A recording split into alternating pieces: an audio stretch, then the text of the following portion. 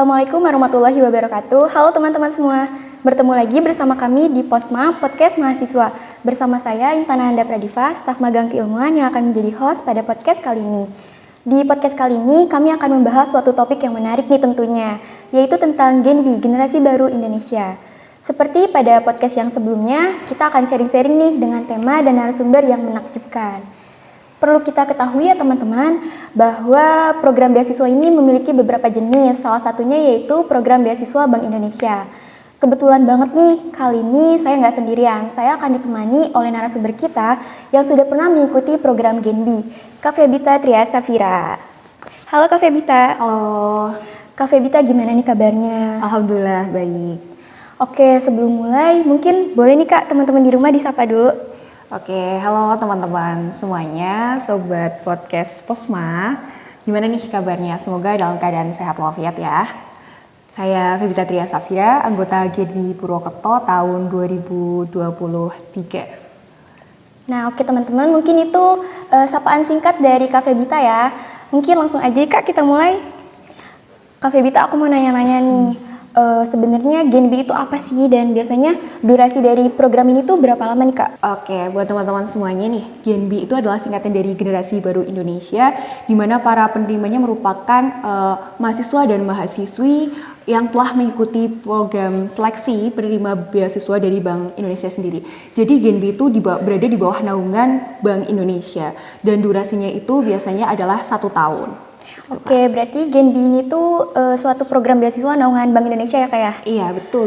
Nah, mungkin teman-teman di rumah juga penasaran nih Kak, yang mau daftar Gen B, kira-kira syarat-syaratnya ini apa aja nih Kak? Oke, syarat-syarat yang harus dipenuhi pertama itu adalah kita merupakan mahasiswa aktif dari, untuk sementara ini Gen B Purwokerto itu berisi dari 3 universitas. Pertama itu ada Universitas Jenderal Sudirman, kemudian Universitas Muhammadiyah Purwokerto, dan Universitas Saifuddin Zuhri atau UIN Saizu Purwokerto. Kemudian yang kedua adalah mahasiswa aktif yang telah menyelesaikan 40 SKS atau 3 semester lah, seperti itu Kak. Kemudian dari program studi tertentu nih, soalnya tidak semua program studi itu bisa masuk ke Gen B Purwokerto ini atau penerima beasiswa Bank Indonesia ini. Biasanya itu ada dari Fakultas Ekonomi dan Bisnis sendiri itu hampir keseluruhannya itu bisa, namun untuk jenjangnya itu rata-rata untuk penerimaan kali ini tuh jenjang S1, untuk D3-nya itu belum. Namun melihat 2 tahun ke belakang untuk program studi D3 itu pernah juga masuk di syarat bisa masuk di Gen B Purwokerto seperti itu. Kemudian selain itu juga ada syarat yang dipenuhi adalah untuk persyaratan berkasnya itu biasanya ada kayak CV, kemudian motivation letter, pas foto, dan surat rekomendasi itu tak kalah pentingnya. Jadi teman-teman bisa sih mempersiapkan dari sekarang, atau mungkin teman-teman yang masih semester 1, semester 2 di jenjang selanjutnya pengen banget nih buat bisa ikut gabung di Gen B Purwokerto atau penerima beasiswa ini, kalian bisa mulai mempersiapkan diri dari sekarang seperti itu. Oke, buat teman-teman boleh nih dicatat ya syarat-syaratnya, siapa tahu teman-teman berminat nih untuk daftar Gen B. Oke, kira-kira apa sih Kak yang membuat Kak Febita tertarik nih buat ikut program Gen B? Oke, sebagai pemburu beasiswa tentunya ya, siapa sih mahasiswa yang nggak kepengen bisa berorganisasi tapi kita juga dapat impact yang lebih gitu. Secara garis besarnya yang pertama sih kita selain dapat uang ya, untuk pertama itu karena penerima beasiswa otomatis kita dapat uang kayak gitu. Kemudian kita juga dapat pelatihan dari baik skill maupun hard skillnya, soft skill maupun hard skillnya. Jadi di Gen B ini kita selain bukan dituntut sih, kita belajar gitu Kak. Kita belajar lagi bagaimana berorganisasi yang baik, kemudian kita juga dapat relasi tambahan, kita bisa kenal sama orang-orang BI seperti itu. Kemudian kita juga ada program kerjanya itu menurut saya itu bisa banget buat menambah skill kita, baik misal kita sering ngadain acara seminar yang isinya itu pembicaranya juga yang luar biasa seperti itu. Kemudian ada pelatihan, biasanya ada pelatihan desain, ataupun biasanya itu kita berkolaborasi dengan Gen B lain. Jadi itu kita relasinya luas, bukan hanya di Gen B Purwokerto aja, bisa aja kita dari Gen B Sulawesi atau Gen B daerah Jawa Timur seperti itu. Jadi kita banyak banget dapat relasi baru kayak gitu, dan pengalaman baru tentunya yang bisa menambah di CV kita, karena kedepannya CV itu sangat penting ya teman-teman. Jadi pengalaman kita kali ini tuh penting banget buat ngelatih skill kita dan bisa menambah CV kita seperti itu. Oke Kak, buat kendalanya nih pasti ada kan 1 atau 2 kendala yang pernah Kakak hadepin gitu. Terus gimana nih cara Kakak ngatasin kendalanya ini? Oke, pertama kendala ya, pastinya di setiap kita mengikuti organisasi atau sebuah kegiatan pastinya ada banget kendalanya nih. Kendala terbesar sendiri dari aku sendiri adalah ketidakmampuan. Pertama adalah ketidakmampuan ketika kita nggak bisa manajemen waktu seperti itu. Jadi karena kegiatan Genbi padat, kemudian kita juga mahasiswa aktif, jadi selain kita aktif berorganisasi, kita juga jangan sampai lupa nih sama kewajiban kita sendiri sebagai mahasiswa dalam mempertahankan IPK ataupun mengikuti kegiatan mahasiswa perkuliahan yang sesungguhnya. Jadi itu sih poin yang susah antara membagi waktunya seperti itu. Kemudian cara saya untuk menghadapi kendala tersebut yang pertama adalah saya itu mengatur skala prioritas gitu. Mana sih sekiranya yang paling banget harus saya kerjakan terlebih dahulu. Apakah misal di kegiatan Genbi-nya ini tuh ada deadline yang harus segera saya selesaikan seperti itu. Misal di hari ini jam 12 saya harus udah bisa menyelesaikan tugas deadline saya di Genbi Purwokerto misal seperti itu. Nanti sisanya adalah saya harus mengerjakan, misal biasanya kita kan sebagai mahasiswa banyak lah ya tugas kuliah seperti itu. Nah sisanya adalah mengerjakan tugas-tugas kuliah seperti itu. Jadi penting banget sih buat kita belajar manajemen waktu, terus kemudian mengukur skala prioritas agar kita tahu nih mana yang kita kerjakan dahulu sehingga semuanya itu bisa berjalan berbarengan kayak gitu sih. Itu kendalanya sih. Oke, boleh nggak sih Kak di-spill apa sih plus dan minusnya di program Genbi ini? Oke, plus minusnya ya. Mungkin minusnya saya juga sedikit bingung ya karena banyak sisi positifnya seperti itu. Sisi positifnya dulu nih mungkin sisi positifnya adalah seperti yang udah saya jelaskan sebelumnya sih. Kita bisa banget nih nambah skill dan hard skill, baik hard skill maupun soft skill kita. Jadi di Genbi Purwokerto ini kita benar-benar dituntut, bukan dituntut sih, tapi kita belajar bareng sama sih kayak organisasi lainnya, teamwork, kemudian memecahkan masalah, critical thinking, kemudian adalah kita biasanya proker-proker kita harus munculkan ide-ide baru gitu. Kita harus bisa munculkan ide-ide baru apa sih yang sekiranya harus kita pecahkan. Kemudian itu bisa ngelatih dari diri kita sih, soft skill kita sendiri. Kemudian kemampuan public speaking yang harus bertambah karena kita menjalin relasi yang luas. Harusnya kita harus bisa public speakingnya dibagusin nih biar kita ngomongnya juga lebih enak ke yang lain seperti itu. Kemudian untuk kekurangannya, minusnya mungkin lebih banyak minusnya mungkin di dirinya sendiri sih seperti itu. Jadi gimana kita pinter-pinter bagi waktu antara kuliah dengan organisasi seperti itu. Jadi keduanya ini harus seimbang dan selaras seperti itu. Itu sih. Ya. Oke, ternyata banyak sekali ya plus dan minusnya, dan plusnya mungkin bisa bermanfaat buat kita sendiri ya Kak ya. Iya, betul banget. Nah, gimana sih Kak rasanya nih Kakak udah ngikutin program Genbi ini? Cerita dong ke kita. Rasanya sih yang pasti ya bahagia penuh syukur sih, soalnya saya sendiri adalah salah satu pemburu beasiswa seperti itu. Jadi berkat bantuan beasiswa ini dari Bank Indonesia ini benar-benar membantu saya sebagai mahasiswa yang ibaratnya mungkin teman-teman ada nih yang bisa menghasilkan bisa kuliah sambil kerja kayak gitu. Nah kita kan cara kita itu berbeda-beda ya, cara setiap orang itu berbeda-beda. Ada salah satu, kalau cara saya adalah pemburu beasiswa dan kuliah seperti itu. Nah jadi itu bahagia banget sih tentunya. Kemudian di Genbi ini Genbi mewadahi saya itu untuk berkembang gitu. Gimana caranya saya bisa berkembang, melatih kemampuan saya, kemudian menambah relasi baru seperti itu sih. Itu rasanya bahagia banget juga dapat nambah. Kan teman kita jadi banyak loh, nggak cuma di univ ini aja, kita punya kenalan di univ lain, kemudian kita punya, kita jadi pernah ke tempat ini ya, kita bisa bersosialisasi langsung dengan masyarakat. Soalnya proker-proker Genbi sendiri itu kita nggak hanya berfokus pada pengembangan karir diri sendiri gitu, tapi kita juga harus ada impact di mana organisasi ini tuh harus ada impact untuk masyarakat gitu, untuk membangun masyarakat di suatu daerah gitu. Yang sebelumnya di mana kita itu harus berkoordinasi dulu nih, kira-kira daerah mana sih yang mau kita kembangin dari segi apanya, dari segi ekonominya atau segi misal pengembangan kris di daerah tersebut atau bagaimana. Itu sih yang bikin gak ada saya dapetin di organisasi manapun, tapi saya dapetin di Genbi itu sendiri kayak gitu. Seru ya Kak ya. Lalu kalau untuk pengaruhnya nih Kak di jenjang karir berikutnya itu kira-kira Genbi ini berpengaruh nggak sih Kak? Oke, untuk pengaruh dan tidak pengaruhnya sebetulnya kebetulan masih mahasiswa juga sih ya. Mungkin seharusnya itu berpengaruh sih, soalnya kan jadi karena kita dilatih untuk baik soft skill kita maupun hard skill kita itu bisa menambah di kurikulum vitae atau CV-nya kita. Nah, CV itu sangat berpengaruh untuk jenjang karir kita selanjutnya kayak gitu. Jadi sangat berpengaruh sih gitu. Oke, mungkin teman-teman di rumah ini banyak yang takut nih Kak untuk memulai kayak, aduh takut gak masuk, takut gak lolos. Nah kira-kira dari Kakak ada nggak nih tips buat kita menumbuhkan keberanian nih Kak? Oke, tips untuk menumbuhkan keberanian adalah pertama dari dalam diri kita sendiri, pertama niat dan tekad kita. Apa sih sebenarnya niat kita untuk bisa masuk ke sebuah organisasi ataupun mendapatkan beasiswa tersebut? Pertama adalah mantapkan dulu niat dan tekad kita. Kalau misal kita udah mantep nih dan udah mantap, udah niat banget nih mau daftar, kita harus pertama itu langkah awal adalah kita memulai. Langkah mulai itu emang sulit sih, soalnya sebagai mahasiswa sendiri lah saya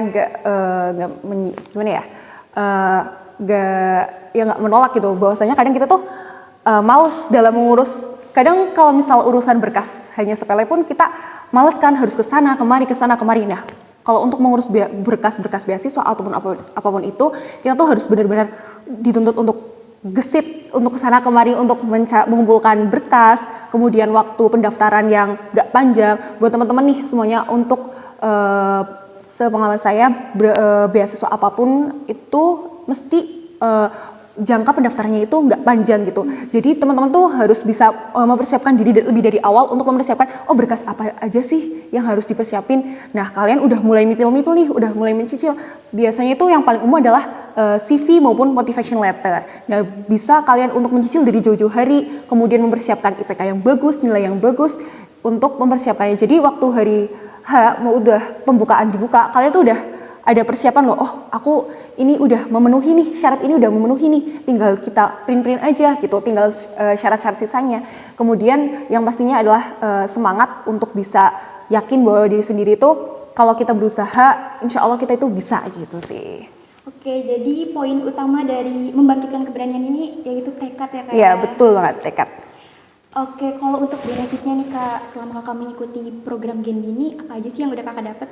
Oke, untuk benefitnya sendiri pertama dari beasiswanya atau di Genbi-nya ini Kak? Dari Genbi-nya nih Kak. Oke, kalau dari Genbi-nya sendiri benefitnya itu adalah pertama jelas banget kita menambah relasi. Jadi saya akui ketika masuk Genbi itu relasi jadi luas. Jadi anggota Genbi itu kan ada sekitar, untuk Genbi yang tingkat universitas sendiri di Purwokerto ada sekitar 175. Jadi relasinya itu bertambah 175 orang itu. Kemudian adalah biasanya kita tuh nggak tahu loh, kayak lewat gedung, cuma lewat gedung, itu lewat gedung Bank Indonesia, kita tuh nggak tahu loh di dalam itu kayak gimana sih. Tapi berkat masuk Genbi kita tuh bisa bertukar pikiran dengan pembina kami dari Bank Indonesia sendiri, bertukar pikiran bahwasanya kegiatan apa aja sih yang bakal kita lakukan. Jadi kita tuh udah tahu loh, kalau kita bisa loh berkoordinasi sama orang-orang yang mungkin tadinya kita nggak kepikiran buat berkoordinasi sama orang-orang tersebut gitu. Jadi ibaratnya menambah relasi di tingkat yang lebih tinggi juga ya gitu. Kemudian adalah melatih skill, baik hard skill maupun soft skill kita, karena di Genbi itu kan sama sih sebenarnya prinsipnya organisasi seperti itu ya. Jadi kita dituntut untuk bisa kerja tim, kemudian menyelesaikan tugas-tugas tanggung jawab, melatih tanggung jawab kita. Kemudian kadang ada kegiatan pelatihan training, soft skill gitu ya. Nah itu bisa banget nambah soft skill kita yang bisa kita cantumin di CV. Kemudian intinya bisa menambah nilai plus sendiri gitu loh di CV kita, seperti itu sih. Nah, kalau untuk beasiswanya ini apa nih Kak? Mungkin teman-teman di rumah juga penasaran apa aja sih benefitnya gitu. Oke, kalau beasiswa sendiri seperti yang teman-teman ketahui, biasanya itu ada selebaran pamflet. Untuk beasiswa Bank Indonesia sendiri itu nominalnya adalah satu bulannya itu 1 juta per 1 tahun. Jadi kalau di total itu 1 tahun itu kita dapat 12 juta seperti itu. Dan nggak semuanya itu ada kuotanya ya teman-teman. Jadi nggak semuanya bisa otomatis lolos gitu. Di Universitas Muhammadiyah Purwokerto sendiri itu hanya menerima 50 saja dari keseluruhan mahasiswa, seperti itu. Oke, ada nggak nih pesan-pesan dari Kak Febita buat teman-teman di rumah yang mungkin masih bingung atau ragu-ragu buat ikut program Genbi ini? Oke, buat teman-teman yang masih ragu, yuk hilangin ragunya, mulai persiapkan diri, baik dari berkas, misal teman-teman udah, oh aku tertarik nih, udah mulai tertarik nih sama kayaknya aku bisa deh, pengen banget masuk ke lolos Genbi dan bisa lolos beasiswa Bank Indonesia ini. Kalian bisa mulai banget persiapan diri dari sekarang, misal mempertahankan IPK, menaikkan IPK di atas 3, itu kalian udah merupakan salah satu persiapan diri kalian gitu. Kemudian adalah berkas-berkas kayak motivation letter, CV, kemudian untuk menambah CV, kita tuh bisa ikut volunteer nih, misal volunteer di organisasi ataupun apapun itu sangat membantu teman-teman buat lolos di beasiswa Bank Indonesia ini. Karena selain dituntut untuk nilai persyaratan awal itu nilai di atas IPK 3, kemudian kita tuh juga harus punya kayak dari awalnya tuh udah punya basicnya dulu nih. Aku dulu pernah ikut organisasi ini nih, organisasi apa misal kayak gitu. Kemudian pentingnya kita juga mengetahui passion kita itu di mana ya gitu. Soalnya di beasiswa Bank Indonesia sendiri itu biasanya ada passion kita apa sih, kita itu cocoknya di kalau misal masuk di Genbi itu masuk di bidang apa nih kayak gitu. Nah itu penting banget teman-teman untuk teman-teman ketahui seperti itu. Kemudian untuk kalau misal persiapan wawancara kayak gitu-gitu, teman-teman bisa banget untuk mulai sekarang itu melatih komunikasinya. Soalnya komunikasi itu dimanapun itu sangat penting sih. Oke, ternyata benefitnya ini banyak sekali ya Kak. Iya, betul. Nah, kalau untuk kegiatannya nih Kak, biasanya kegiatan Genbi ini dilakukannya di mana aja nih Kak? Oke, untuk kegiatan Genbi dilakukan di mana aja? Yang pertama paling sering itu di daerah Cilacap Banyumasan sih. Paling sering itu di Cilacap Banyumasan. Tapi ketika kita berkolaborasi dengan Bank Indonesia, kadang kita juga ada kegiatan di luar Banyumas dan Cilacap, ada yang di Banjarnegara seperti itu. Kemudian untuk kegiatan online-nya sendiri, kadang itu kita mengadakan misal perlombaan nih karya ilmiah gitu. Itu tuh mencakup seluruh Indonesia, karena cakupan Genbi setiap wilayah di Indonesia itu kan pasti ada gitu. Nah kita biasanya saling share, kemudian ada info lomba, jadi pesertanya itu beragam gitu, nggak cuma di daerah Jawa Tengah aja, bisa aja ada yang dari Sulawesi gitu, Maluku gitu sih. Berarti menyeluruh ya Kak ya? Betul.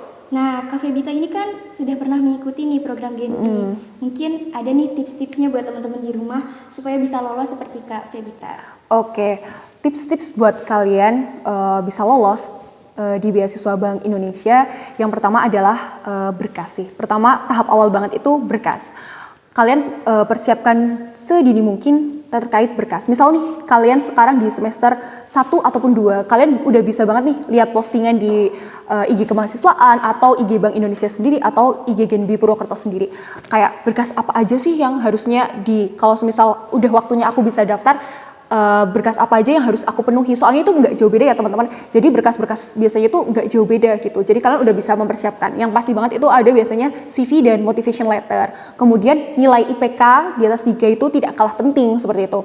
Kemudian itu untuk seputar berkas kalian bisa melengkapinya gitu. Biasanya tuh menurut saya nih, kalau tips dari saya ya, berkas yang baik tuh menurut saya adalah ketika kalian misal nih persyaratan ada 10 atau 15, kalian bisa mengurutkan nih kayak di persyaratan, misal di lembar pertama adalah formulir data diri. Nah kalian bisa yang paling atas itu formulir data diri, jadi diurutkan sesuai yang di persyaratan kayak gitu. Misal ada pas foto, kalian bisa taruh pas foto di atas sendiri.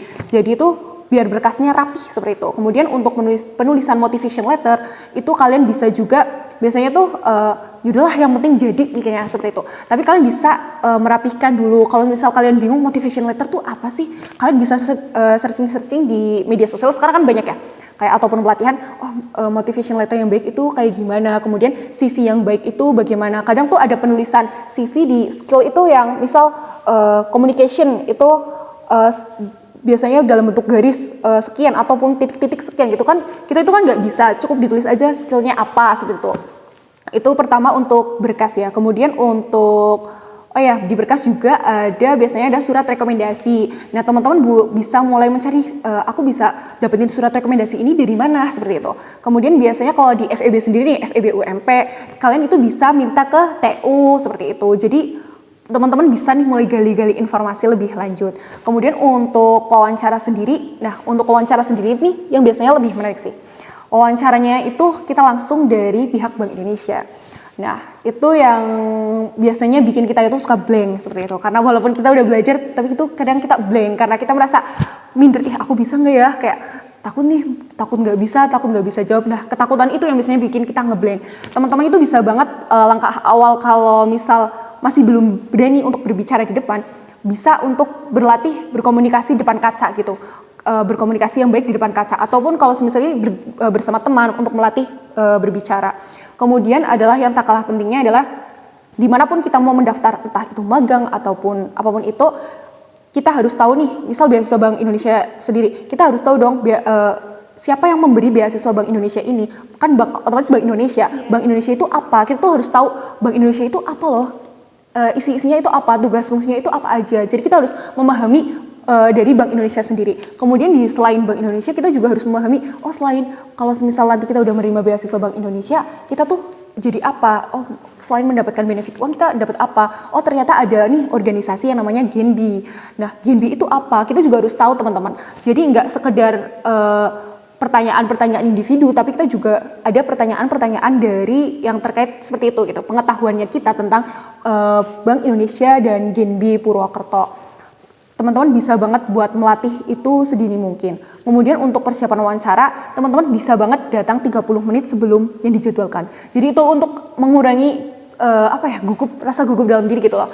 Jadi untuk persiapan kita bisa, aku harus berangkat lebih dini nih, dan juga jangan lupa untuk sarapan ataupun makan. Intinya sebelum wawancara kita harus makan.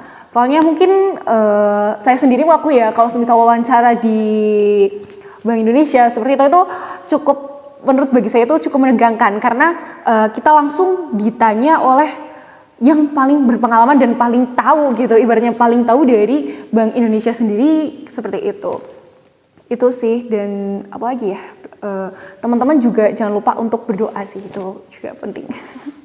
Oke teman-teman, bisa nih dicatat tips-tips dari Kak Febita. Mungkin teman-teman bisa nih ngikutin tips-tipsnya. Siapa tahu teman-teman bisa jadi penerima beasiswa Bank Indonesia selanjutnya. Oke teman-teman, jadi kesimpulan dari podcast kali ini yaitu Genbi ini merupakan organisasi di bawah naungan Bank Indonesia, di mana para anggotanya ini yaitu penerima beasiswa Bank Indonesia yang sebelumnya telah melewati tahapan seleksi. Dan buat teman-teman yang tertarik buat bergabung menjadi bagian dari Genbi, boleh banget nih dipersiapkan dari sekarang. Terus bisa juga nih gali-gali informasinya dengan follow IG-IG seperti Bank_Indonesia_Purwokerto dan Genbi Purwokerto. Mungkin itu ya teman-teman pembahasan pada podcast kali ini. Sebelumnya aku mau ngucapin terima kasih banyak nih buat Kak Febita yang udah berkenan hadir untuk sharing-sharing bersama kami di sini. Semoga pembahasan kali ini bisa menjadi motivasi untuk kita semua yang mau mengikuti program Genbi ini. Mungkin cukup sekian dari kami, kurang lebihnya mohon maaf. Wassalamualaikum warahmatullahi wabarakatuh.